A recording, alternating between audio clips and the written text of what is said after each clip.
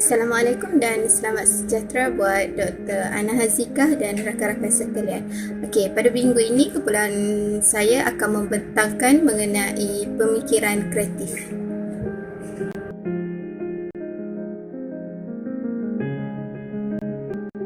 Okey, nama saya Nak Anis binti Muhammad Daud dan saya akan mulakan dengan bahagian pengenalan. Okey, kreativiti.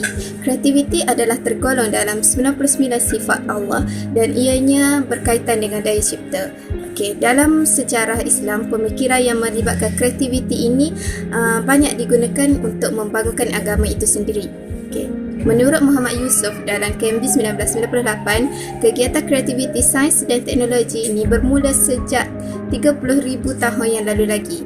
Hal ini dapat dibuktikan melalui sejarah iaitu pada zaman prasejarah, masyarakat pada zaman itu menggunakan pelbagai jenis teknik yang kreatif untuk meneruskan kehidupan mereka.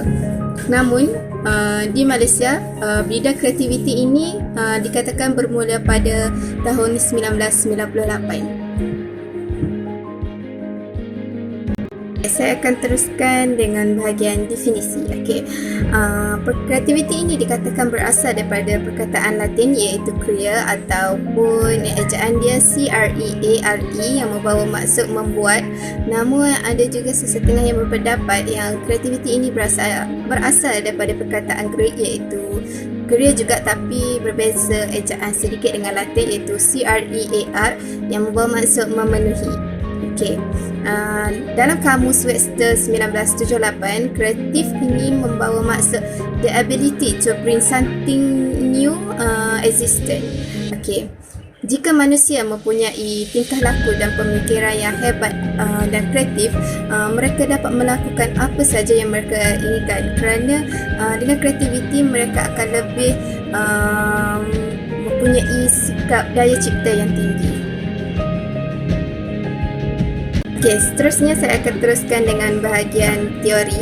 Okey, di sini saya gariskan 3 jenis teori yang melibatkan ataupun yang mempunyai kaitan dengan pemikiran kreatif, iaitu teori yang pertama ialah teori neo-psikoanalisis, teori kedua ialah teori behaviorisme dan teori ketiga ialah teori Gestalt. Saya akan terangkan teori yang pertama terlebih dahulu iaitu teori neo-psikoanalisis. Teori ini dibuat oleh Gutfeld dan Spearman. Teori ini akan menghasilkan pemikiran yang prasedar atau separuh sedar. Okey, menurut teori ini terdapat dua bahagian kemampuan minda manusia, iaitu bahagian pertama ialah bahagian memori iaitu untuk mengingat dan kebolehan berfikir.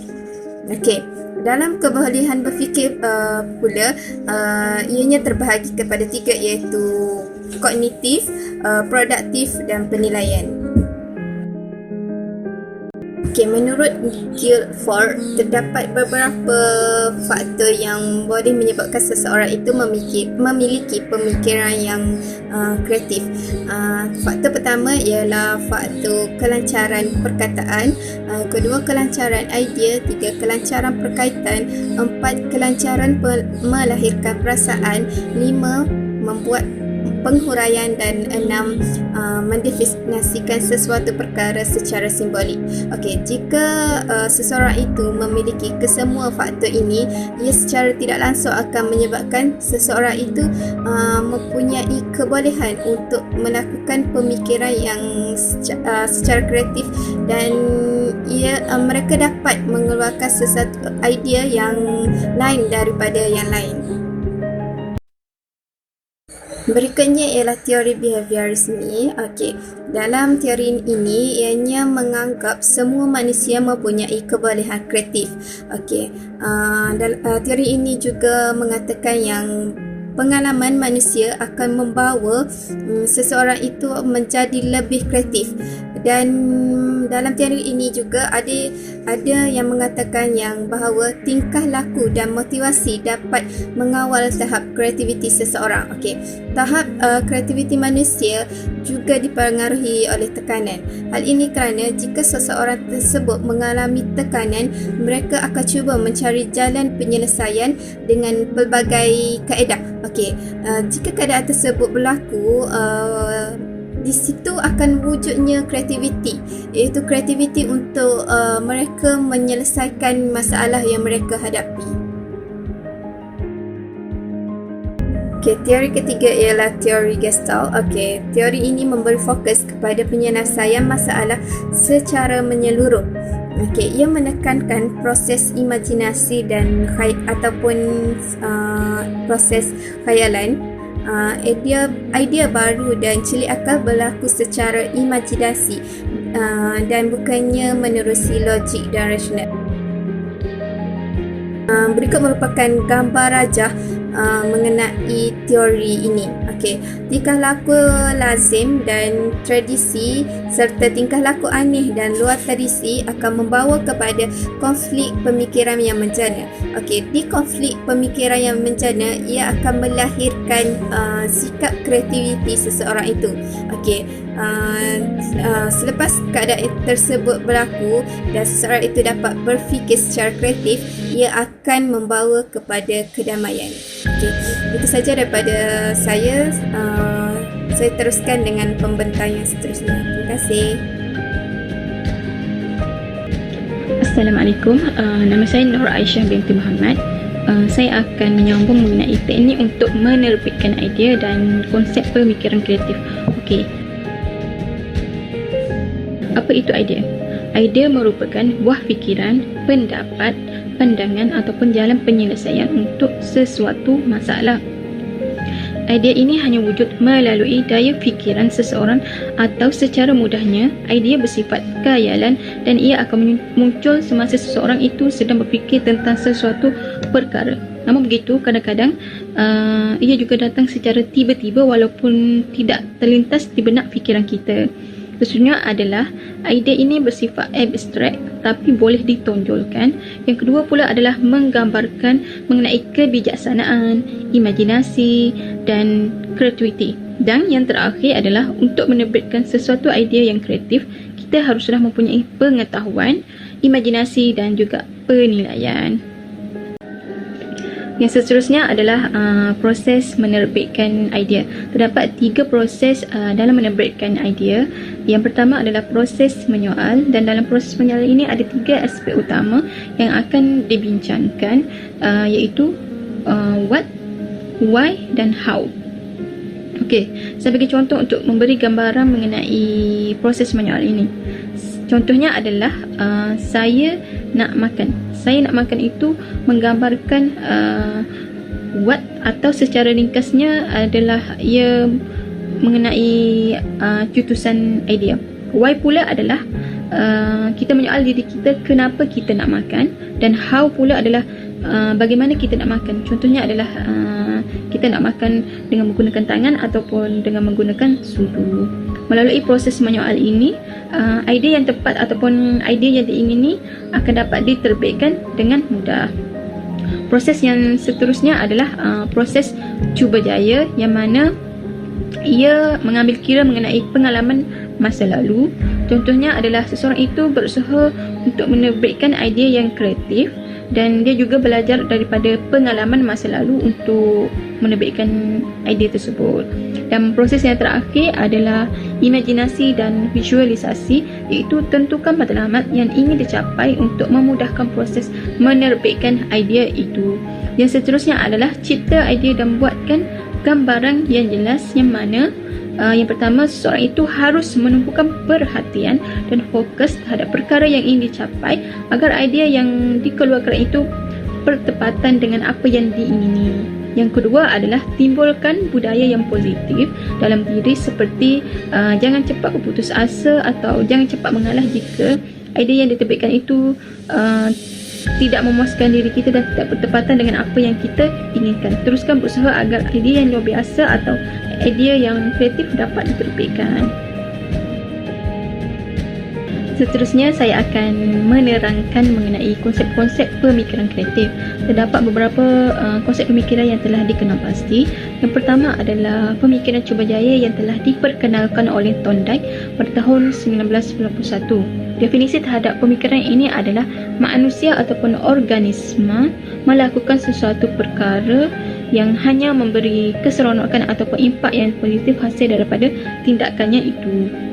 Thorndike telah melakukan satu eksperimen ke atas seekor kucing yang kelaparan untuk memberi gambaran mengenai pemikiran Cubajaya. Seekor kucing yang kelaparan telah dikurung di dalam satu sangkar dan makanan telah diletakkan di luar sangkar tersebut. Kucing yang lapar itu telah melakukan pelbagai cara ataupun pelbagai tindakan untuk melepaskan diri daripada sangkar tersebut, dan situasi ini dipanggil sebagai proses Cubajaya. Setelah melakukan pelbagai usaha, akhirnya kucing tersebut telah terpijak tuil, yang mana tuil tersebut berfungsi sebagai anak kunci untuk membuka pintu sangkar tersebut. Apabila pintu sangkar tersebut terbuka, kucing yang lapar itu terus menerkam ataupun menuju ke arah makanan.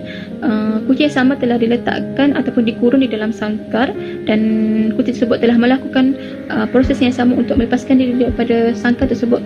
Namun begitu, masa yang diambil untuk kucing tersebut melepaskan diri adalah lebih cepat berbanding kali pertama kucing tersebut dikurung. Konsep pemikiran kreatif yang seterusnya adalah pemikiran literal yang diperkenalkan oleh De Bono pada tahun 1967. Pemikiran literal ini bermaksud cara penyelesaian masalah dengan menggunakan daya imajinasi, bukan secara logik ataupun tradisional, dan juga menitikberatkan pelbagai jenis jawapan yang mana digunakan untuk lari ataupun supaya berbeza daripada idea-idea yang lama. Terdapat pemikiran menegak ataupun vertical thinking dan pemikiran mendata ataupun dipanggil juga lateral thinking dalam pemikiran ini. Kedua-dua pemikiran ini adalah berbeza antara satu sama lain. Contohnya, vertical thinking mementingkan ketepatan dalam mencari sesuatu idea dan meninggalkan perkara-perkara yang tidak relevan. Manakala lateral thinking pula adalah mementingkan ataupun menerima sebanyak mungkin idea dan juga ia menerima perubahan. Pada tahun 1970 pula, De Bono telah memperkenalkan pemikiran sejajar. Beliau telah mencadangkan 6 tata cara untuk melihat sesuatu persoalan ataupun permasalahan. 6 cara ini dikenali sebagai kaedah Six Thinking Hats, yang mempunyai warna yang berbeza, iaitu putih, merah, kuning, hitam, hijau dan biru. Seseorang yang berfikir menggunakan skema topi putih akan berusaha mengumpulkan maklumat sebanyak yang mungkin tentang sesuatu situasi yang sedang dihadapi. Contohnya, seseorang tidak akan membuat keputusan, sebaliknya dia akan mengumpul maklumat sebanyak yang mungkin sebelum membuat ataupun menentukan sebarang keputusan. Berfikir menggunakan skema topi merah pula adalah bentuk pemikiran cuba menyelami aspek emosi bagi sesuatu perkara yang sedang dibincangkan. Segala aspek yang berkaitan dengan emosi akan dinilai dan dipertimbangkan. Skema topi kuning pula ialah bentuk pemikiran yang memberi tumpuan sepenuhnya terhadap aspek positif sesuatu perkara yang sedang dihadapi. Manakala skema topi hitam pula adalah bentuk pemikiran yang mengambil kira ataupun memberi fokus terhadap perkara-perkara yang negatif ataupun perkara yang buruk sebelum melakukan sesuatu tindakan ataupun sesuatu keputusan. Skema topi hijau pula adalah bentuk pemikiran yang memberi fokus untuk mendapatkan idea ataupun pemikiran baru tentang sesuatu perkara. Yang terakhir adalah pemikiran topi biru. Skema topi biru adalah pemikiran yang menghala kepada pembuatan keputusan ataupun menentukan hala tuju terhadap sesuatu perbincangan ataupun permasalahan yang sedang dihadapi.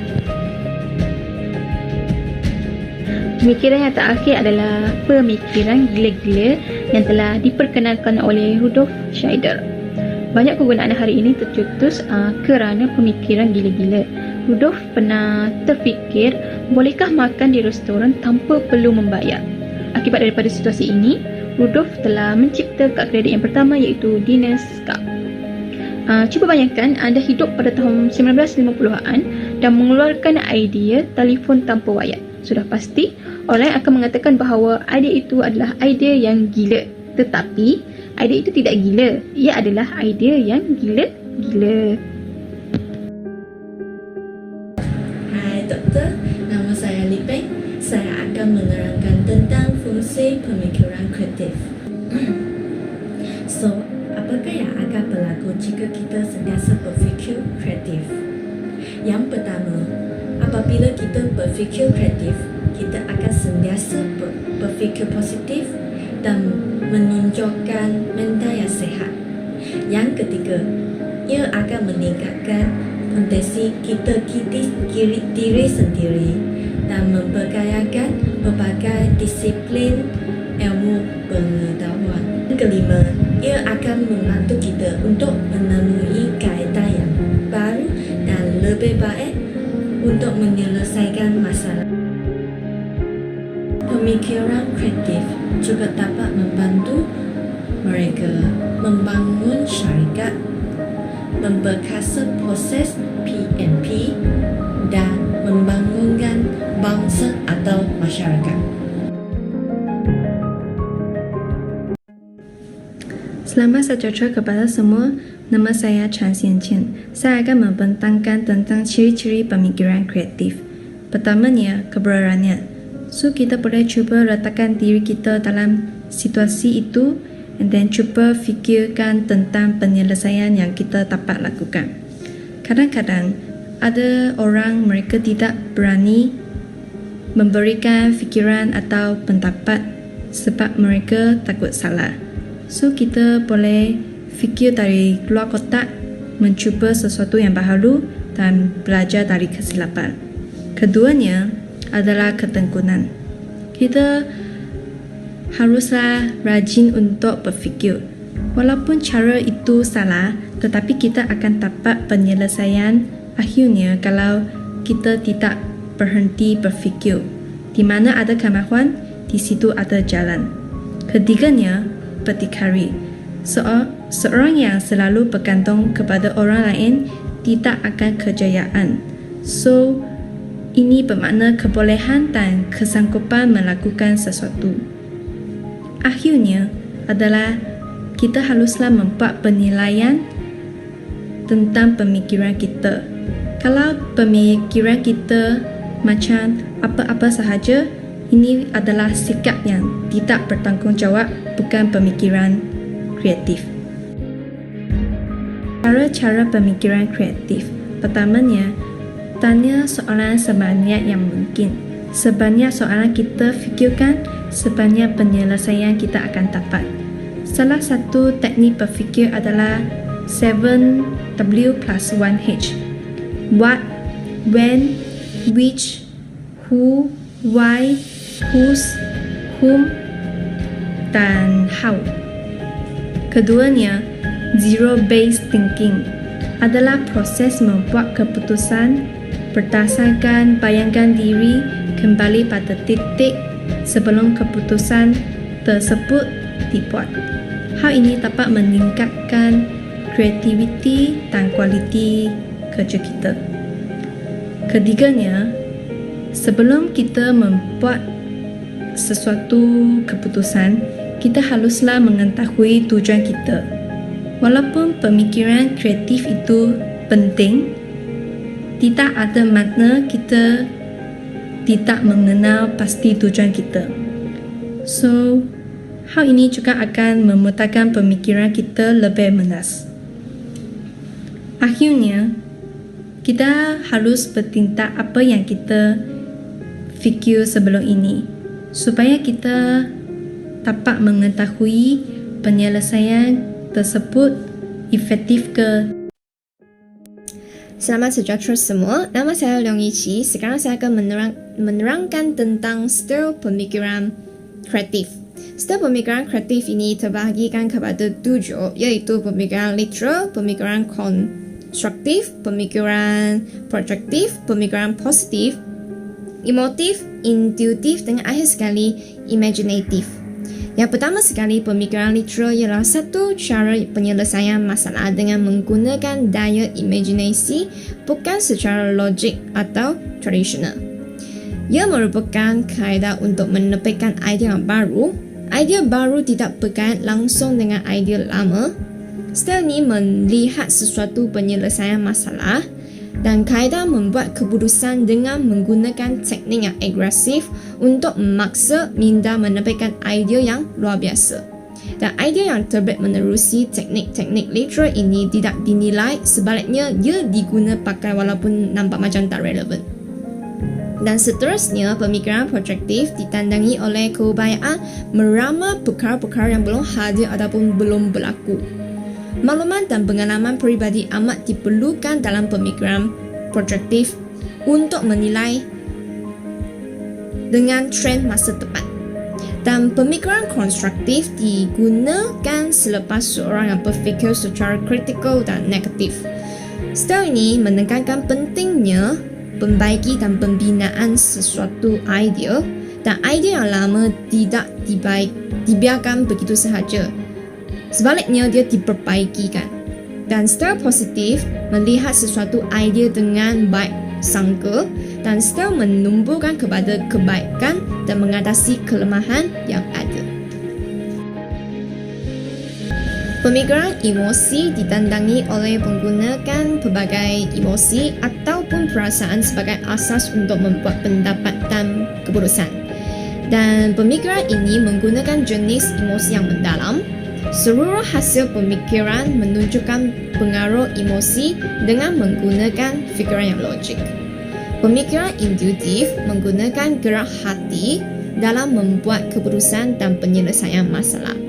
Pemikiran intuitif ditandangi oleh cara membuat sesuatu keputusan tanpa menggunakan fakta ataupun maklumat yang lengkap. Dan akhir sekali, style imaginatif menekankan peranan imajinasi minda dan fungsi persekitaran, mood, sikap dan motivasi diri. Imaginatif memberikan penggambaran dan penggambaran tentang sesuatu secara visual.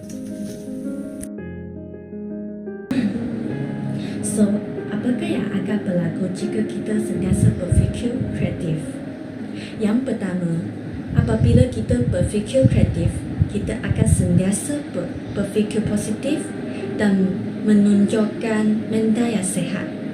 Yang ketiga, ia akan meningkatkan potensi kita diri sendiri dan memberdayakan berbagai disiplin ilmu pengetahuan. Yang kelima, ia akan membantu kita untuk menemui kaedah yang baru dan lebih baik untuk menyelesaikan masalah.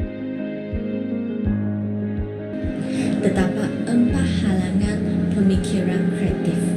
Yang pertama adalah persepsi, yang kedua adalah emosi, yang ketiga adalah intelektual dan komunikasi, yang keempat adalah budaya dan persekitaran.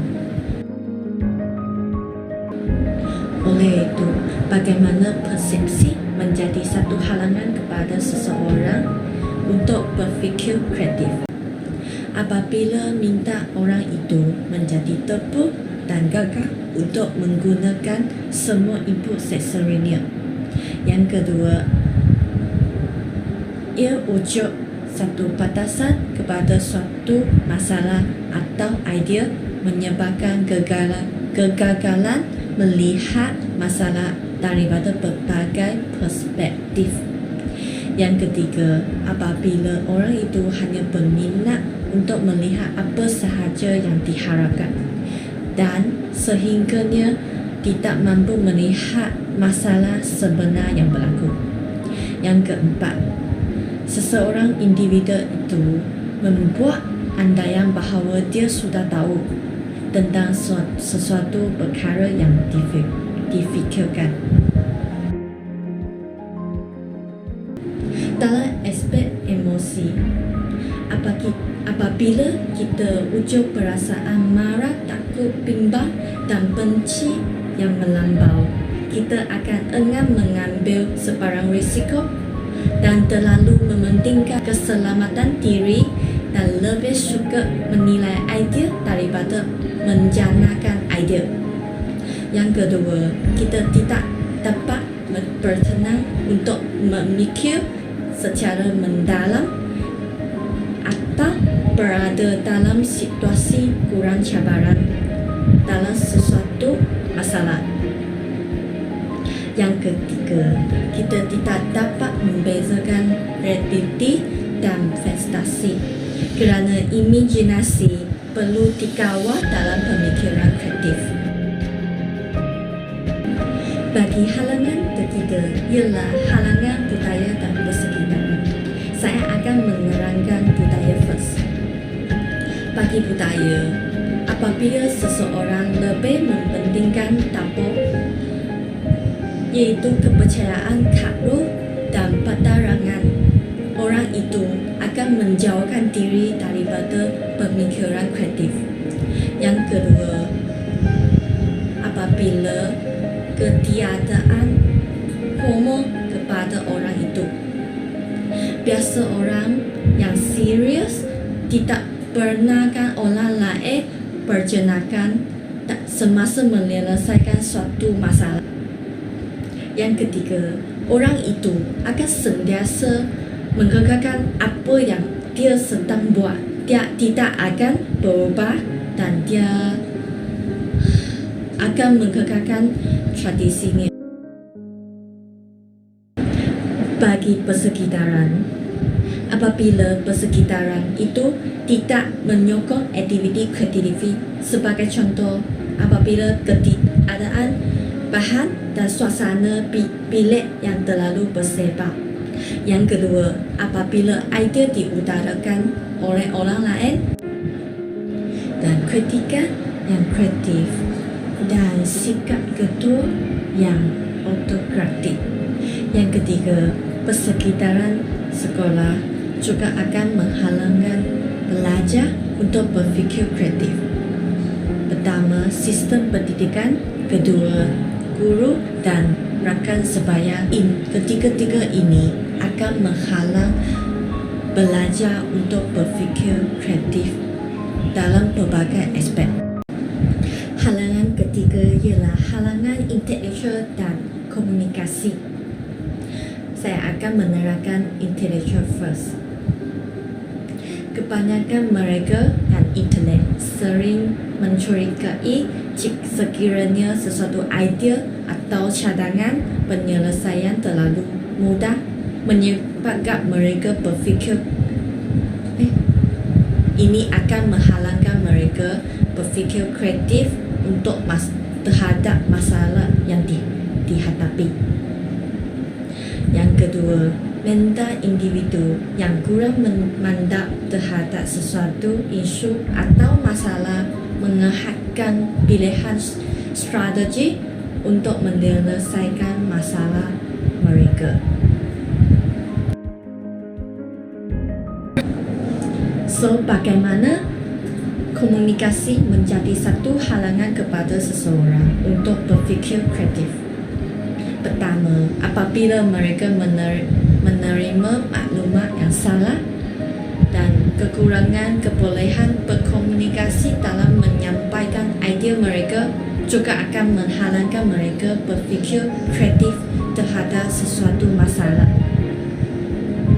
Dan kekurangan maklumat yang betul juga akan menghalang mereka. Sekarang saya akan menerangkan tentang hierarki idea kreatif. Hierarki idea kreatif ini boleh dibahagikan kepada 5 aras. Yang paling atas sekali adalah idea kreatif tinggi, sederhana tinggi, sederhana rendah, dan paling bawah sekali adalah rendah. Dan idea kreatif tinggi ialah idea yang wujud daripada satu konsep yang abstrak. Idea kreatif tinggi bersifat asli dan idea yang baru khususnya mengikut bidang. Idea yang wujud dianggap penemuan dan penyelesaian dan produk baru. Dalam idea kreatif tinggi ini, satu tokoh yang boleh mewakili adalah Alexander Graham Bell. Beliau merupakan pencipta telefon pertama di dunia pada tahun 1876. Sebenarnya pada masa itu beliau sedang cuba mencipta satu alat untuk orang yang pekak. Dengan menggunakan idea kreatif yang tinggi, beliau telah cuba sehingga berjaya menghasilkan telefon pertama di dunia. Seterusnya, idea kreatif sederhana tinggi ialah idea kreatif asli yang telah mengalami proses ubah suai ataupun tambah sama ada dari segi struktur, dalaman ataupun luaran sesuatu produk. Antara tokoh yang dapat mewakili idea ini merupakan Henry Ford. Beliau merupakan pengeluar kereta Amerika dan ciptaan Model T pada tahun 1908. Ini telah terus berkembang menjadi pemasaran talian pengeluaran. Dengan ini, revolusi industri kereta bermulalah berubah dan beliau bukan sahaja menjual kereta tetapi beliau juga membantu menumbuhkan ekonomi. Seterusnya adalah idea kreatif sederhana, iaitu ideanya daripada ciptaan yang telah dicipta untuk menambahkan nilainya. Ciri-ciri idea ini bagi tujuan pasaran dan idea ini telah menjadi nilai komersial. Antara tokoh ialah Steve Jobs. Steve Jobs telah berjaya mengesahkan komputer. Di bawah pemimpinan Steve Jobs, syarikat ini memperolehi beberapa siri teknologi termaksudlah Apple, iPhone dan iPad. Dan idea kreatif sederhana rendah merupakan idea yang diterbitkan oleh individu ataupun kumpulan dengan cara lekaan-lekaan, grafik ataupun kompos ayat. Dan Encik Zulfikri Haji Hano merupakan penggesan dan pengarah urusan syarikat desain autotronik yang mula beroperasi pada penghujung tahun 80-an. Pada tahun 1986, beliau memulakan penciptaan awalnya iaitu sebuah kereta yang dipasang dengan sistem automosi yang boleh bergerak sendiri tanpa pemandu. Beliau juga telah berjaya mencipta robot pemusnah bom, mesin penghasilan makanan dan kuih muih. Dan akhir sekali adalah idea kreatif rendah, usaha menerbitkan idea secara imaginatif semata-matanya. Tetapi dalam peringkat ini, idea aras rendah tidak berkebolehan untuk menghasilkan produk. Kita semuanya boleh dikategorikan dalam aras ini. Idea yang diterbitkan secara bebas. Dengan ini tamatlah penerangan dengan hierarki idea kreatif. Selamat sejahtera semua, nama saya Engkawai. Sekarang sudah sampai masa aktiviti. Saya sudah menyediakan 2 aktiviti untuk semua bagi topik ini. Pertama sekali merupakan ujian kreativiti. Semua orang sila pergi ke www.testmycreativity.com. Yang ujian ini boleh menguji tahap kreativiti anda. Gambar raja ini mesti sama dengan page yang anda masuk. Anda akan tengok satu button tulis Start the Test.